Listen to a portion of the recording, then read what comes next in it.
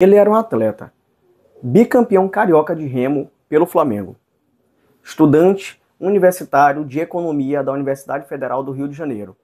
Tinha um futuro brilhante pela frente, até que, em 31 de março de 1964, os militares resolveram dar um golpe de Estado, destituir o presidente João Goulart e implementar uma ditadura militar que durou 21 anos.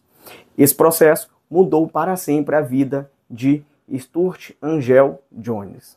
O atleta do Flamengo foi preso, torturado e brutalmente assassinado pela ditadura civil-militar do Brasil.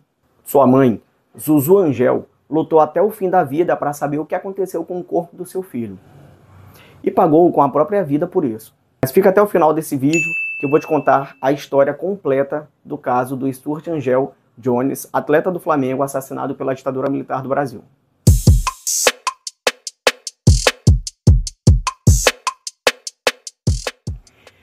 Nascido em 1946 em Salvador, Stuart era filho da estilista brasileira Zuzu Angel e do americano Norman Jones. Dessa forma, ele tinha dupla cidadania, era brasileiro e americano. Era estudante de economia da Universidade Federal do Rio de Janeiro quando os militares estabeleceram os atos institucionais, ou como mais ficaram famosos, AIs. Esses AIs, eles estabeleceram a repressão do Estado para com a oposição. Ou seja, o Estado brasileiro passou a reprimir, a oprimir os seus opositores e a estabelecer a censura nos meios de comunicação. E foi aí que o estudante Stuart Jones resolveu entrar para o lado da luta armada contra a ditadura militar, se associando ao Movimento Revolucionário 8 de Outubro, ou MR8. Preso em 1971, acusado de participar do sequestro do embaixador norte-americano Charles Burke, Stuart foi levado para o CISA, Centro de Informações da Aeronáutica. Os militares queriam a localização do Carlos Lamarca, ex-capitão do Exército Brasileiro e líder do MR8. Stuart negou a falar a localização do líder Lamarca. E o que veio a seguir, como vocês podem imaginar, foi uma intensa sessão de tortura que terminou com o assassinato do jovem. O relato da morte do Stuart é do também preso político Alex Polari. Ele presenciou as sessões de tortura e escreveu detalhadamente o que aconteceu com o Stuart numa carta que foi entregue à sua mãe, Zuzu Angel. De acordo com ele, Stuart foi violentamente espancado, acorrentado a um carro e foi sendo arrastado pelo CISA. Posteriormente, o carro parava e obrigava o Stuart a colocar a boca no escapamento e aí o carro era acelerado para que despejasse gases tóxicos que o Stuart tinha que inalar para poder aí intoxicá-lo. Depois dessa sessão de tortura física e também psicológica, porque eles também humilhavam ele psicologicamente, o Stuart foi abandonado na sua cela e morreu clamando por água.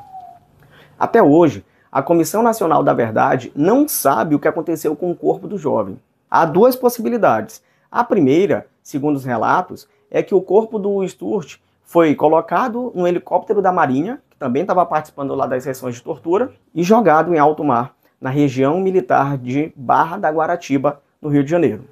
A outra possibilidade é que os militares o enterraram como indigente, trocando seus documentos para impossibilitar ou dificultar a localização do Stuart. O fato é que até hoje o corpo dele nunca foi revelado.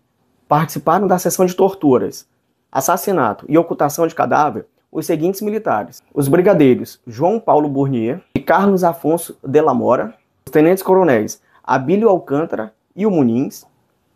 E aqui cabe um destaque ao Abílio Alcântara, que na verdade era Abílio de Souza e tinha como codinome Pascoal, e foi o cara que mais torturou o Stuart e foi o último a ouvi-lo suspirar, né? Ou seja, foi o último a ver o jovem vivo, e o Major Pena.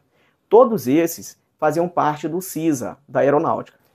Participou também da sessão Lúcio Barroso, que era um capitão do CENIMAR, da Marinha, e os agentes Mário Borges e Jair da Bota, que eram do DOPS.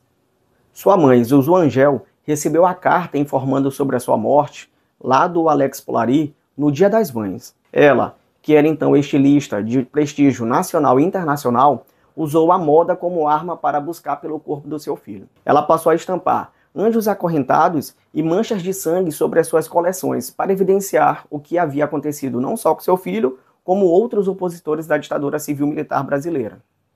Ela conseguiu o apoio, inclusive, de alguns atores e atrizes de Hollywood, como a atriz e cantora Lizzie Minnelli. Além da moda, ela também tentou ganhar o apoio do governo norte-americano, entregando o dossiê da sua morte para o então secretário de governo, Henry Kissinger, visto que o Sturte também era norte-americano. Mas não deu muito certo, como eu falei para vocês. O corpo do Sturte nunca foi achado e os responsáveis pelo seu assassinato, tortura e ocultação de seu cadáver nunca foram punidos.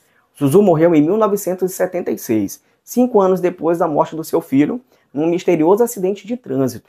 Ela nunca conseguiu enterrar o seu filho nem descobrir onde foi parar o corpo dele. Em 1998, a Comissão Especial dos Desaparecidos Políticos reconheceu que o acidente que matou Zuzu Angel, na verdade, foi encomendado pela ditadura civil-militar brasileira. Sturt Angel Jones tinha 25 anos quando foi torturado e brutalmente morto pela ditadura militar na região do Galeão.